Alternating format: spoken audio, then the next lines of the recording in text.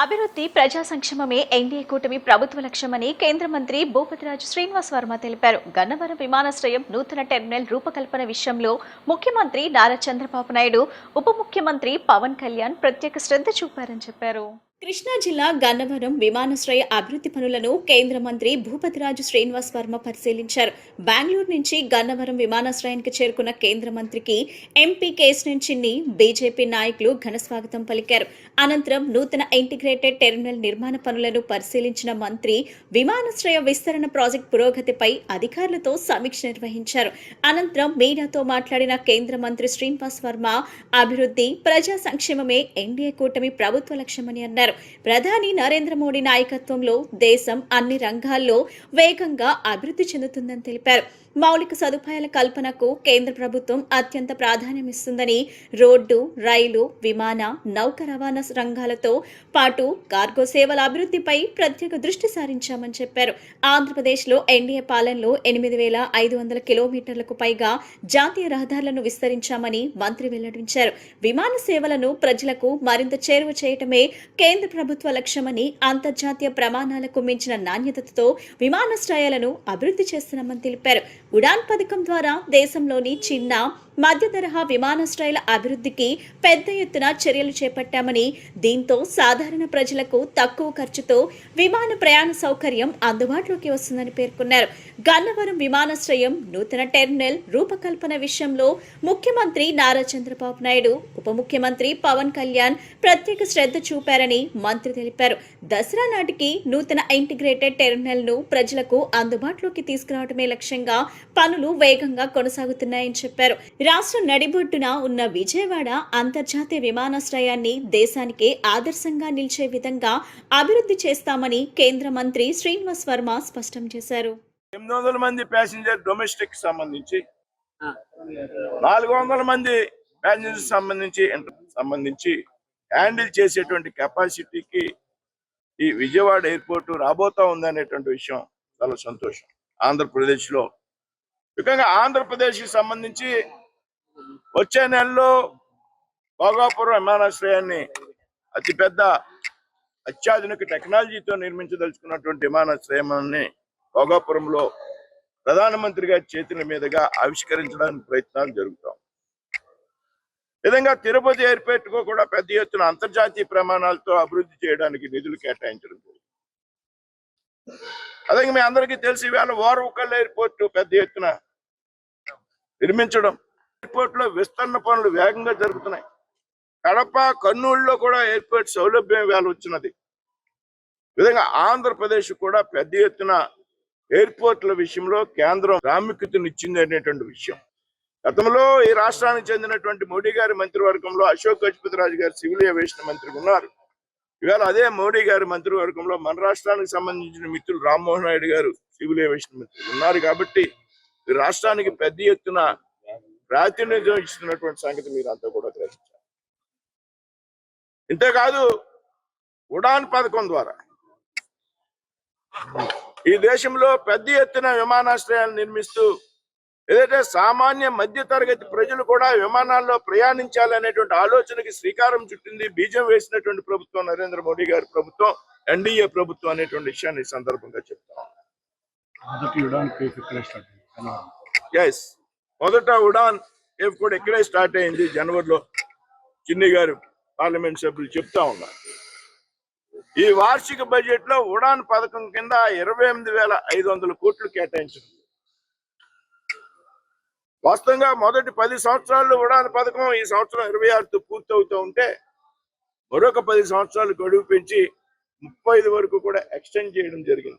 గౌరవ ప్రధానమంత్రి గారు నరేంద్ర మోడీ గారు 12 సంవత్సరాలు పూర్తయిన సందర్భంగా దేశం మొత్తం మీద ఎన్నో కార్యక్రమాలు, అభివృద్ధి కార్యక్రమాలు ఎన్నో చేస్తాం వల్ల ఇవాళ దేశం యొక్క ఆర్థిక పరిస్థితి ప్రపంచంలోనే 4వ అతిపెద్ద ఆర్థిక వ్యవస్థగా భారతదేశం వచ్చింది అంటే అది గౌరవ ప్రధాని నరేంద్ర మోడీ గారి యొక్క పాలన. రాబోయే కాలంలో వికసిత్ భారత్ 2047 ద్వారా వారు దేశాన్ని ఇవాళ ప్రపంచంలోనే అగ్రగామి ఆర్థిక వ్యవస్థగా తీర్చిదిద్దడానికి కృషి చేస్తున్నారు.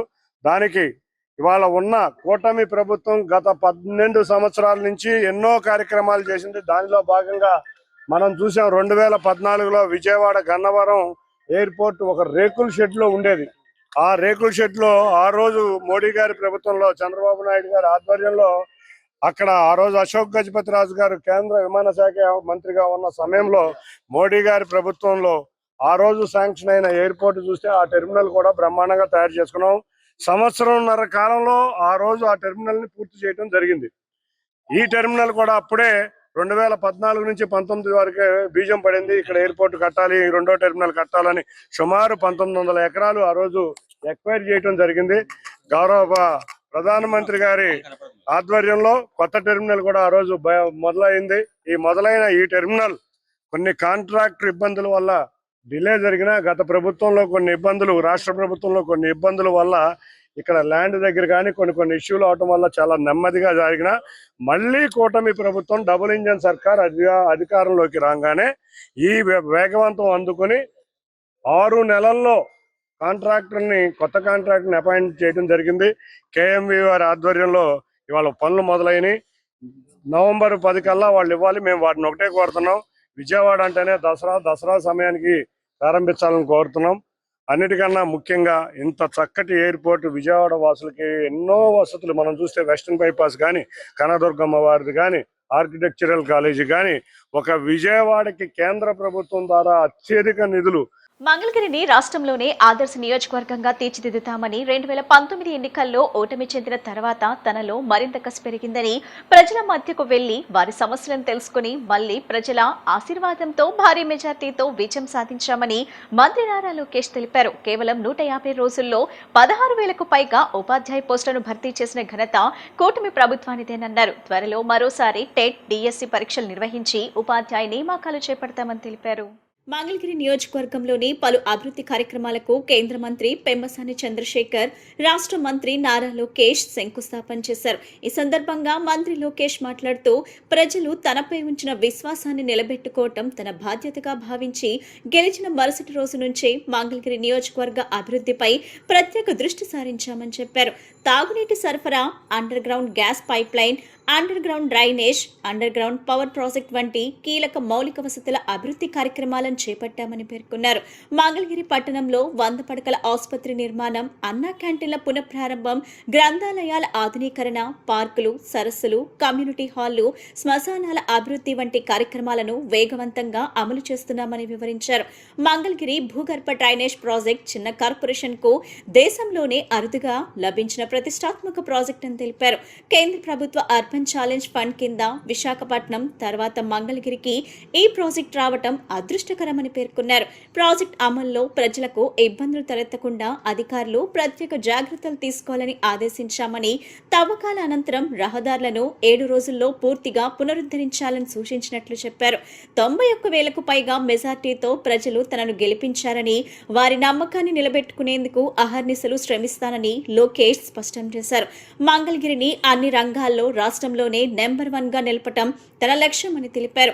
రాష్ట్ర అభివృద్ధి విషయానికి వస్తే గత ప్రభుత్వ హయాంలో పలు పెట్టుబడులు రాష్ట్రాన్ని విడిచిపెట్టాయని, ప్రస్తుతం కూటమి ప్రభుత్వం అధికారంలోకి వచ్చిన 2 సంవత్సరాల్లోనే దేశంలో వచ్చే ప్రతి 100 పెట్టుబడుల్లో సుమారు ₹25 ఆంధ్రప్రదేశ్కు వచ్చేలా వాతావరణాన్ని సృష్టించిందని చెప్పారు. రాష్ట్రంలో పెట్టుబడులు, పరిశ్రమలు, ఉద్యోగ అవకాశాలు పెంచడమే తమ ప్రధాన లక్ష్యమని వెల్లడించారు. మహిళల సంక్షేమం కోసం కూటమి ప్రభుత్వం అనేక కార్యక్రమాలు అమలు చేస్తుందని పేర్కొన్నారు. మహిళలకు ఉచిత బస్సు ప్రయాణం, ఏడాదికి 3 ఉచిత గ్యాస్ సిలిండర్లు, తల్లికి వందనం పథకం ద్వారా విద్యార్థులకు ఆర్థిక సహాయం, పెన్షన్ల పెంపు, వికలాంగులకు ఆర్థిక పెన్షన్ వంటి కార్యక్రమాలను అమలు చేస్తున్నామని తెలిపారు. అదేవిధంగా మత్స్యకారులు, ఆటో డ్రైవర్లు, రైతుల సంక్షేమం కోసం ప్రత్యేక పథకాలు అమలు చేస్తున్నామని చెప్పారు. కేంద్ర, రాష్ట్ర ప్రభుత్వాల భాగస్వామ్యంతో రైతులకు సంవత్సరానికి ₹20,000 ఆర్థిక సహాయం అందిస్తున్నామని పేర్కొన్నారు. ప్రతిపక్ష నేత వైఎస్ జగన్మోహన్ రెడ్డి ప్రభుత్వం చేస్తున్న విమర్శలను ఖండిస్తూ రాష్ట్రంలో జరుగుతున్న అభివృద్ధిని ప్రత్యక్షంగా పరిశీలించాలని సూచించారు. ప్రభుత్వం పారదర్శకంగా పనిచేస్తున్న పనిచేస్తుందని, ఎక్కడైనా లోపాలు ఉంటే సూచిస్తే సరిదిద్దేందుకు సిద్ధంగా ఉన్నామని తెలిపారు. డిఎస్సి నియామకాల విషయంలో ప్రభుత్వం పూర్తిస్థాయి పారదర్శకత పాటించిందని లోకేష్ స్పష్టం చేశారు. దేశంలోనే మొదటిసారిగా హారిజంటల్ రిజర్వేషన్లను సమగ్రంగా అమలు చేస్తూ నోటిఫికేషన్ జారీ చేస్తామని చెప్పారు. ఆయన చెప్పేవన్నీ అబద్ధాలని, మాపై బురద చల్లటమే ప్రత్యేక పనిగా పెట్టుకున్నారని, జగన్మోహన్ రెడ్డి ఇంటికి 200 మీటర్ల దూరంలోనే ఉన్నానని, డిబేట్ కు సిద్ధమని, బహిరంగ చర్చకు రావాలని, ఏసీ రూముల్లో కూర్చొని మాటలు చెప్పటం కాదని అన్నారు. కేవలం 150 రోజుల్లో 16,000కు పైగా ఉపాధ్యాయ పోస్టులను భర్తీ చేసిన ఘనత కూటమి ప్రభుత్వానిదేనన్నారు.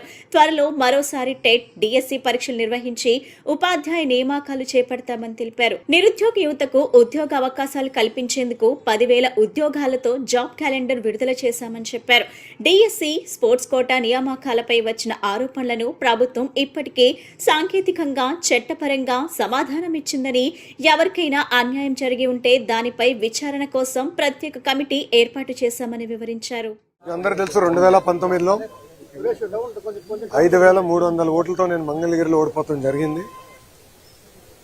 ఆనాడు ఓడిపోయిన రోజు బాధ ఆవేదన కలిగింది.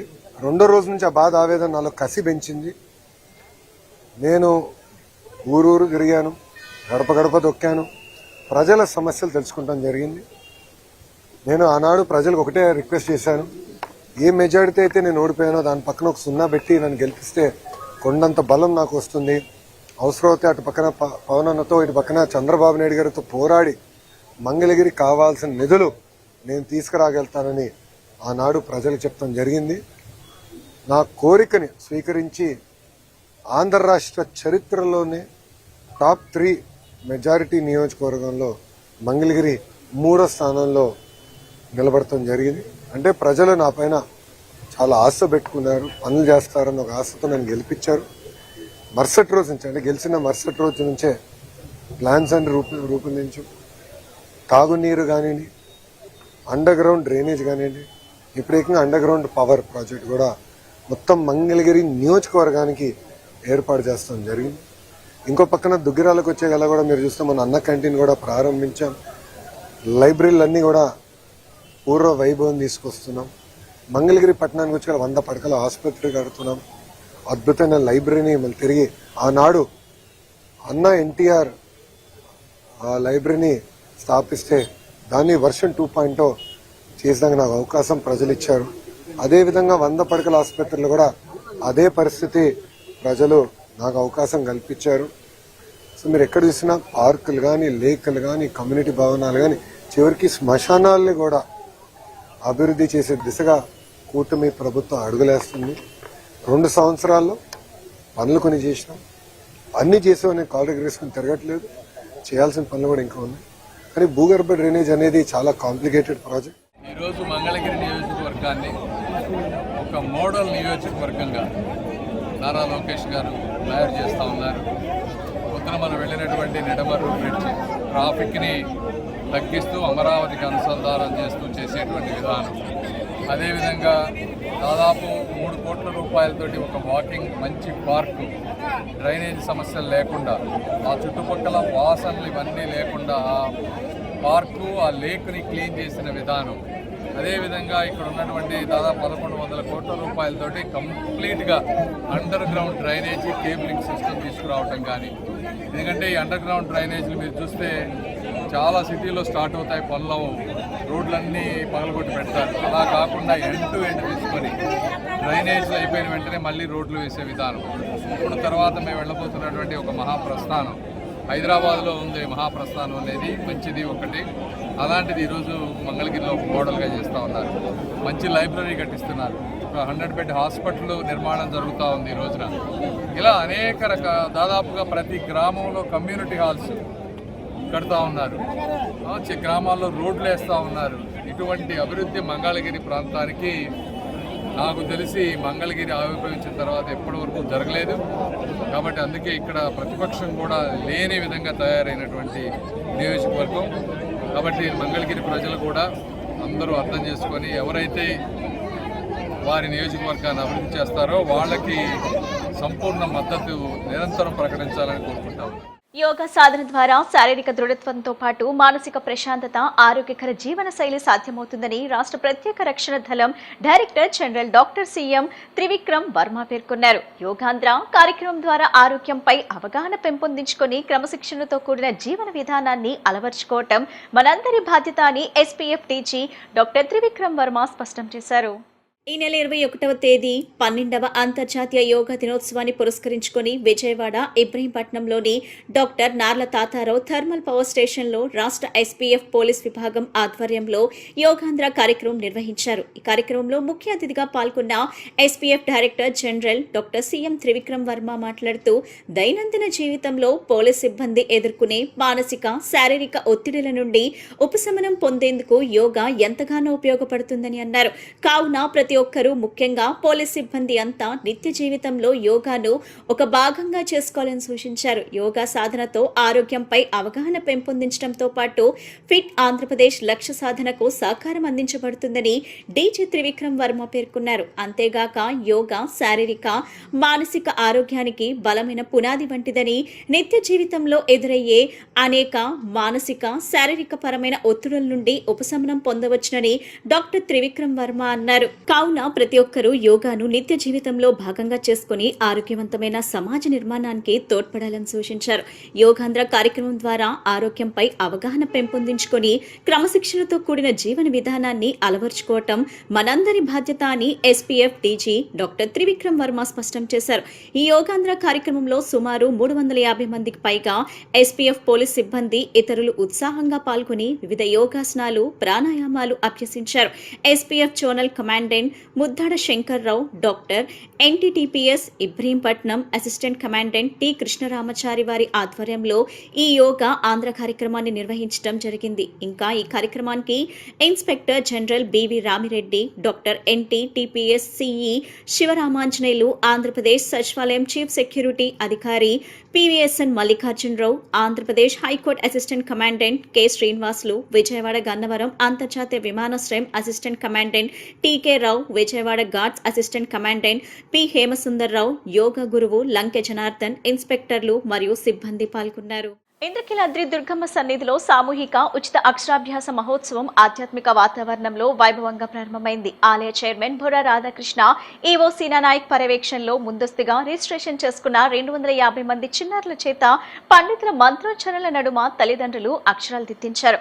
దేవస్థానం తరపున ఉచితంగా పూజా సామగ్రిని అందించి అనంతరం ప్రత్యేక క్యూలైన్ ద్వారా చిన్నారులకు, తల్లిదండ్రులకు దుర్గమ్మ సత్వర దర్శనం మరియు ప్రసాదాలు కల్పించారు. ఇంద్రకీలాద్రి దుర్గామల్లేశ్వర స్వామి దేవస్థానంలో బుధవారం ఉదయం సామూహిక ఉచిత అక్షరాభ్యాస మహోత్సవం ఆధ్యాత్మిక వాతావరణంలో వైభవంగా ప్రారంభమైంది. ఆలయ ధర్మకర్తల మండలి చైర్మన్ బొర్రా రాధాకృష్ణ, కార్యనిర్వహణాధికారి వికే సినానాయక్ పర్యవేక్షణలో అధికారులు భక్తులకు ఎలాంటి ఇబ్బందులు కలగకుండా ఏర్పాట్లు చేశారు. వేద పండితులు నిర్ణయించిన ఉదయం 8:06 శుభముహూర్తానికి మహామండపం 6వ అంతస్తులో ఈ పవిత్ర కార్యక్రమం శాస్త్రోక్తంగా మొదలైంది. ఆలయ స్థానాచార్య శివప్రసాద్ శర్మ, ఉప ప్రధాన అర్చకులు కోటప్రసాద్ సారథ్యంలో పండితుల మంత్రోచ్చరణల నడుమ తల్లిదండ్రుల తమ చిన్నారుల చేత ఓంకారంతో మొదటి అక్షరాన్ని దిద్దించారు. ఆన్లైన్ ద్వారా ముందస్తుగా రిజిస్ట్రేషన్ చేసుకున్న 250 మంది చిన్నారులు, వారి తల్లిదండ్రులు ఉదయం 6 గంటలకే మహామండపానికి చేరుకున్నారు. ఆలయ సిబ్బంది పత్రాలను పరిశీలించిన తర్వాతే వారిని లోపలికి అనుమతించారు. నిబంధనల ప్రకారం కేవలం చిన్నారితో పాటు తల్లిదండ్రులను మాత్రమే అనుమతించడంతో కార్యక్రమం గందరగోళం లేకుండా ప్రశాంతంగా సాగింది. దేవస్థానం తరపున చిన్నారులకు పలక, బలపం, పూజా సామగ్రిని ఉచితంగా పంపిణీ చేశారు. పూజ ముగిసిన అనంతరం ప్రత్యేక క్యూ లైన్ ద్వారా దుర్గమ్మ సత్వర దర్శనం కల్పించారు. దర్శనానంతరం వేద పండితుల ఆశీర్వచనాలతో పాటు ప్రసాదాలను అందజేశారు. మహాసరస్వతి స్వరూపిణి అయిన కనకదుర్గమ్మ సన్నిధిలో తమ పిల్లలకు అక్షరాభ్యాసం జరగటంపై తల్లిదండ్రులు హర్షం వ్యక్తం చేయగా కార్యక్రమాన్ని విజయవంతం చేసిన వైదిక ఆలయ సిబ్బందికి, భక్తులకు ఈవో వికే సీనానాయక్ ధన్యవాదాలు తెలిపారు. ఈ కార్యక్రమంలో ధర్మకర్తల మండలి సభ్యులు, ఆలయ సిబ్బంది పాల్గొన్నారు. ఇంద్రకీలాద్రి పుణ్యక్షేత్రం నందు ఈరోజు జూన్ 17 ఈరోజు నిజజ్యేష్ఠ మాసం నందు మామూలుగా ప్రతిరోజు కూడా మనకి ఇక్కడ అక్షరాభ్యాసము, అన్నప్రాసన, ఇతర సేవలన్నీ జరుగుతూ ఉంటాయి. అయితే ఈరోజు ఈ యొక్క మంచి ముహూర్తంలో మనము సామూహిక అక్షరాభ్యాసం అని చెప్పేసి దాదాపు 500 మంది నిరుపేదలు, వీకర్ సెక్షన్స్, బడుగు బలహీన వర్గానికి మాత్రమే ఈ యొక్క కార్యక్రమంలో ఉచితంగా పాల్గొనేటట్టు వారికి దాదాపుగా 200 రూపాయలు ఖర్చు అయ్యే విధంగా కూడా మనమే కొన్ని పలక బలపం కావచ్చు, అమ్మవారి శక్తి కంకణం కావచ్చు, కుంకుమ మరియు ఇతర ప్యాకెట్ క్యాలెండర్ కావచ్చు, ఇవన్నీ కూడా ఇస్తూ అదేవిధంగా ప్రసాదము 20 గ్రాముల లడ్డు ప్రసాదము, చక్కెర పొంగలి, పులిహోర ఈ విధంగా వచ్చిన తల్లి తండ్రికి పిల్లలకు మనం ఉచితంగా ఇస్తూ ఇక్కడ అమ్మవారి క్షేత్రంలో అర్చకుల యొక్క ఆధ్వర్యంలో ఈ మంచి ముహూర్తంన పిల్లలందరినీ కూడా మనము సామూహిక అక్షరాభ్యాసం శాస్త్రోక్తంగా చేయడం అనేది జరిగింది. ఇలా చేయడం వలన పిల్లలందరూ కూడా భవిష్యత్తులో మంచి మేధావులయ్యి మన కుటుంబం కోసం కావచ్చు, సమాజం కోసం కావచ్చు, ఈ దేశం కోసం కావచ్చు, అదేవిధంగా సమాజం పట్ల గౌరవము, మర్యాద, పవిత్రత అనేది అన్నీ కూడా మంచి లక్షణాలు అవలంబించి వారు భవిష్యత్తులో మంచి కీర్తిని సంపాదిస్తారనేది అందరికీ నమ్మకం. కాబట్టి ఇది ప్రతి సంవత్సరం కూడా చేస్తున్నాము. అదేవిధంగా ఈ సంవత్సరం కూడా మా యొక్క చైర్మన్ గారు, మేము మరి అర్చక స్వాములు ఇక్కడ సిబ్బంది అందరం కూడా నిర్ణయం తీసుకొని ఈ విధంగా కార్యక్రమం చేస్తున్నాం. ఇంద్రకీలాద్రి పుణ్యక్షేత్రంలో ఎటువంటి కార్యక్రమాలైనా భక్తులు, ప్రజలు అందరూ కూడా సంతోషంగా భక్తి శ్రద్ధలతో పాల్గొంటారు. అదేవిధంగా ఇక్కడ అన్ని ఏర్పాట్లు కూడా వచ్చిన వారికి ఉచిత దర్శనం కూడా ఈరోజు కల్పించడం జరుగుతుంది. ఈ 500 మంది బ్యాచ్ అయిపోగానే మళ్ళీ నెక్స్ట్ బ్యాచ్ని కూడా మేము వచ్చిన వాళ్ళను వచ్చినట్టుగా దాదాపు ఇది 12-1 గంటల దాకా సాగుతూనే ఉంటుందని చెప్పేసి తెలియజేస్తున్నాం. సర్వస్వరూపే సర్వేషే సర్వశక్తి సమన్వితే భయేభ్యస్త్రాహినో దేవి దుర్గే దేవి నమోస్తుతే. ఈ కలియుగంలో దుర్గానామం ఉచ్చరిస్తేనే చాలు సకల దుర్గతులన్నీ కూడాను నివారణ అయ్యి సద్గతులు కలుగుతాయి అని చెప్పి మనకి దేవి భాగవతాది గ్రంథాల్లో విశేషంగా పురాణాల్లో వర్ణించడం జరిగింది. అటువంటి మహోన్నతమైనటువంటి క్షేత్రం ఇంద్రకీలాద్రి. యుగాల క్రితం స్వయంభూగా వెలసినటువంటి దుర్గామాత ఆలయంలో ఈ రోజుకి కూడా అనేకమైనటువంటి విశేష ఉత్సవాలు, నిత్యోత్సవ, పక్షోత్సవ, మాసోత్సవ, సాంవత్సరిక విశేష ఉత్సవాలు అత్యంత వైభవపేతంగా ఆగమోక్తంగా జరుగుతున్నాయి. మరి వాటిల్లో భాగంగా మన ప్రియతమ ముఖ్యమంత్రి గారి యొక్క ఆదేశం మేరకు మా దేవాదాయ శాఖ ఉన్నతాధికారులు, మా దేవాదాయ శాఖ మాత్యులు శ్రీ రామనారాయణ రెడ్డి గారు, మరి అట్లాగే మా ప్రిన్సిపల్ సెక్రటరీ గారు, మా కమిషనర్ గారి యొక్క ఆదేశాల మేరకు మా ఈఓ గారు, మా చైర్మన్ గారు ఈ రోజున శ్రీ దుర్గామల్లేశ్వర స్వామి వార్ల దేవస్థానంలో సామూహిక అక్షరాభ్యాసాలు నిర్వర్తించడం జరుగుతున్నది. ఈ అక్షరాభ్యాసాలు 300 మందికి పైగా దంపతులు వారి వారి చిరంజీవుల్ని తీసుకొచ్చి అమ్మవారి సన్నిధానంలో అక్షరాభ్యాసం చేసుకున్నారు. మానవుడు భూమి మీద పడటంతో పంచదశ కర్మలు ఉంటాయి.